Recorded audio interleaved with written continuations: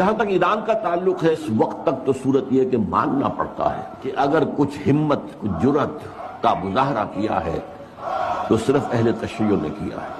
سنی مرے ہوئے ہیں، سنی بری طریقے سے سن ہو چکے ہیں، سنیوں کو یہ سبق پڑھا دیا گیا ہے حاکم فاسق ہو، فاجر ہو، اطاعت کرنی ہے تم نے، الا یہ کہ کفر کا حکم دے، اسے کیا پڑھیے کفر کا حکم دے گا، تو خود کفر کرے گا، وہ کرے محل کے اندر جو چاہے کرے، تم نے اطاعت کرنی۔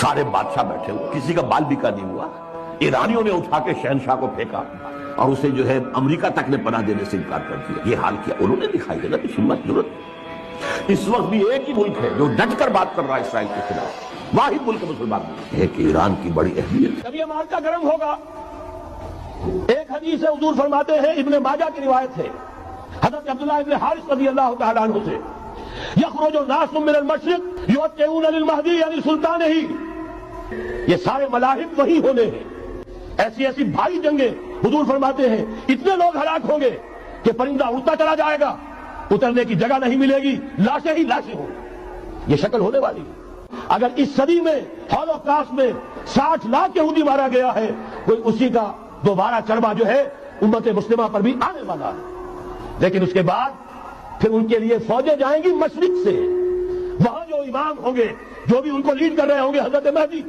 یہ تصور ذہن میں رکھیے، ہمارے مابین اور عیسائیوں کے مابین حضرت مسیح کی ذات مشترک، اگرچہ ان کا یہ عقیدہ ہے کہ وہ سولی دیے گئے فوت ہو گئے، معاذ اللہ ثم معاذ اللہ، پھر زندہ ہو کر آسمان پر گئے، پھر آئیں گے، ہم کہتے ہیں نہیں، وہ سولی دیے ہی نہیں گئے، وہ زندہ آسمان پر اٹھائے گئے، واپس آئیں گے۔ گویا کہ بہت حد تک اشتراک ہے، لیکن ایک اختلاف بھی ہے۔ اسی طرح حضرت مہدی کے بارے میں شیعہ اور سنی تصورات میں اتفاق بھی ہے، اختلاف بھی ہے۔ یقیناً امت مسلمہ، امت عرب، مجھے تو اقبال کا وہ شعر یاد آتا ہے، خون اسرائیل آ جاتا ہے آخر جوش میں، توڑ دیتا ہے کوئی موسیٰ طلسم سامری، تو کیا خون اسماعیل جوش میں نہیں آئے گا؟ حضرت اسماعیل کی نسل میں حضور اور حضور کی صاحبزادی حضرت فاطمہ رضی اللہ تعالی عنہا، حضور نے فرمایا میری اس بیٹی کی نسل میں اللہ تعالیٰ ایک شخص کو اٹھائے گا جو اس وقت مسلمانوں کی قیادت کرے گا۔ یہ چیز ہمارے اور اہل تشیع کے مابین مشترک، فرق یہ ہے وہ سمجھتے ہیں کہ ان کے 12ویں امام کہ جو آج سے 1200 برس قبل روپوش ہو گئے تھے وہ ظاہر ہوں گے، ہمارے نزدیک نہیں، وہ پیدا ہوں گے، نو مولود ہوں گے، عام انسانوں کی طرح آئیں گے، ہوں گے نسل فاطمہ میں سے رضی اللہ تعالی عنہا، اور وہ اس وقت عربوں کی قیادت کریں گے۔ خون اسماعیل آ جائے گا آخر جوش میں، اور کوئی حضرت مہدی وہ آئیں گے اور اٹھیں گے اور قیادت کریں گے، دجال سے مقابلہ کریں گے اور اس ملاحم کے اندر قیادت فرمائیں گے، لیکن ان کی مدد کے لیے مشرق سے فوجیں آئیں گی۔ عالم اسلام میں سے عالم عرب ان کے شکنجے میں جا چکا، کیوں بنا کر کھڑے ہوئے ہیں اسرائیل کو ماننے کے لیے اور سر تسلیم خم کرنے کے لیے؟ بہرحال نوٹ کر لیجئے، عالم عرب جا چکا۔ کوئی دن کی بات ہے، میں سنسنی پیدا نہیں کرنا چاہتا، لیکن حالات اور واقعات سے نگاہیں بند کرنا بھی کوئی دانشمندی کی بات نہیں ہے۔ جیسے علامہ اقبال نے وہ نظم لکھی تھی عبد القادر روہیلا بڑا ظالم جفاجو کینہ پرور تھا، لیکن یہ کہ اس نے جو ایک ٹیسٹ لیا تھا کہ وہ جو عورتیں ہیں تیموری خاندان کی، ان میں کوئی رمق رہ گئی ہے، معلوم ہوا کہ نہیں، کہ غیرت نام تھا جس کا، گئی تیمور کے گھر سے، ختم، غیرت نکل گئی۔ اسی طرح یودیا کی مسجد، اب چرار شریف، اور یہ کوئی دن کی بات ہے کہ اب مسجد اقصیٰ کا نمبر آیا کہ آیا، اس کے لیے پوری تیاریاں ہو چکی ہیں۔ یروشلم کا مسجد عیسیٰ خالی کرایا جا چکا ہے، اس کے اندر اب پورا تسلط یہودی کر رہے ہیں، یہاں تک کہ آپ کے یاسر عرفات صاحب نے بھی کچھ نہ کچھ جو ہے احتجاج کی بات کی ہے، حالانکہ اب تک ہر بات مان کر منقار زیر پر تھا، لیکن یہ کہ ایک وقت آتا ہے آخر کار اسے بھی کچھ بولنا پڑ گیا ہے، لیکن یہودی اب پیچھے قدم ہٹانے والا نہیں ہے۔ ان کا 3rd ٹیمپل 30ویں مرتبہ ہیکل سلیمانی تعمیر ہونا ہے، نوٹ کر لیجئے، ان کے لیے وہ وہی کچھ ہے جو ہمارے لیے کعبہ ہے، ان کے لیے ہیکل سلیمانی بالکل وہی حیثیت رکھتا ہے جو ہمارے لیے کعبہ۔ وہ ہیکل سلیمانی ایک مرتبہ پہلے نبوکدنضر کے ہاتھوں مسمار ہوا، پھر سن 70 عیسوی میں ٹائٹس کے ہاتھوں مسمار ہوا، سن 70 کے بعد آج 1995 میں کتنے برس ہو گئے؟ پورے 1925 برس ہو گئے کہ ان کا کعبہ زمین بوس پڑا ہوا ہے۔ اب تک تو ان کا بس نہیں تھا، اب تو بس ہے کہ نہیں؟ اب ان کی حکومت ہے کہ نہیں؟ اب شاہ حسن ہو چاہے شاہ حسین ان کے نوکر اور چاکر ہیں یا نہیں؟ اب انہیں ڈر کس کا ہے؟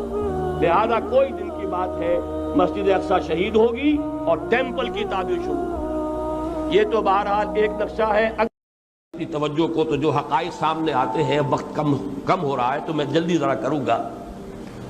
ان میں سے نمبر 1 ایران ہے۔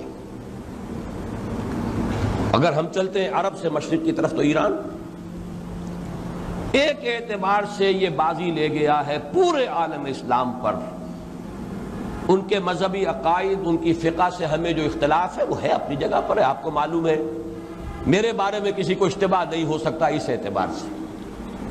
میری جس درجے دشمنی رکھی گئی ہے، جس طرح میرے سر کا جو ہے مطالبہ ہوتا تھا، 2 ہی آدمی تھے پاکستان میں کہ جن کے سر مانگے گئے، ایک کراچی کے وہ شاہ بلیغ الدین صاحب اور ایک نے۔ تو اس حوالے سے وہ اپنی جگہ پر اختلاف ہے، لیکن اس حقیقت کا اعتراف کیے بغیر نہیں رہا جا سکتا پورے عالم اسلام میں یہ واحد مسلمان ملک ہے جس نے بہرحال اپنی شریعت، اپنے عقائد کے مطابق ایک مذہبی انقلاب برپا کیا ہے۔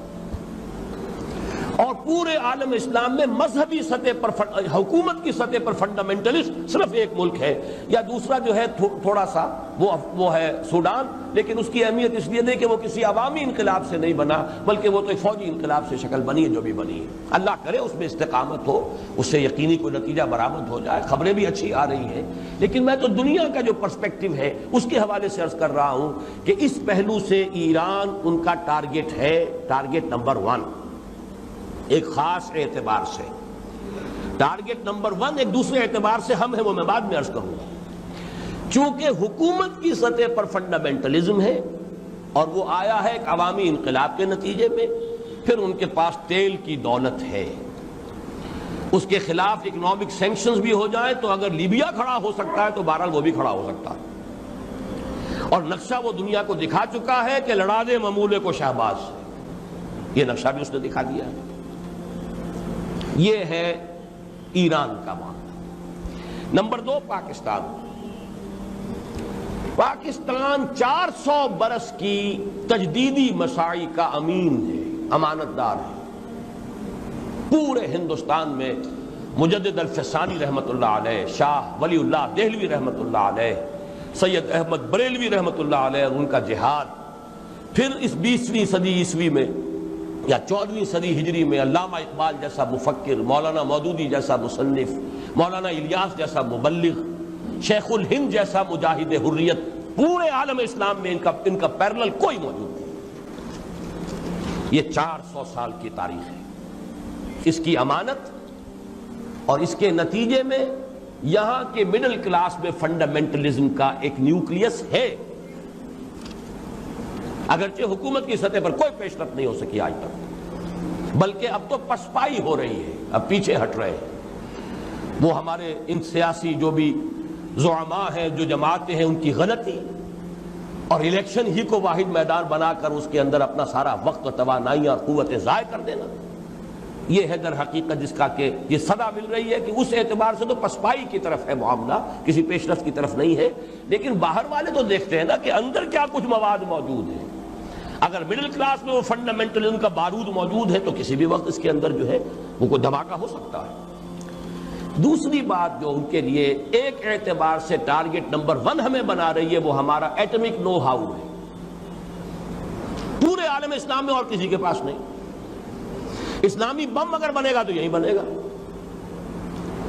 یہ ہے مختلف اسباب جس کے بنا پر ایران اور پاکستان کو آپ بریکٹ کر لیجئے، یہ اس نیو ورلڈ آرڈر یا آج کی میری گفتگو کے حوالے سے یہودی اور عیسائی گٹھ جوڑ کا جو ٹارگٹ نمبر 1 ہے، ایک اعتبار سے ایران ہے، ایک اعتبار سے پاکستان۔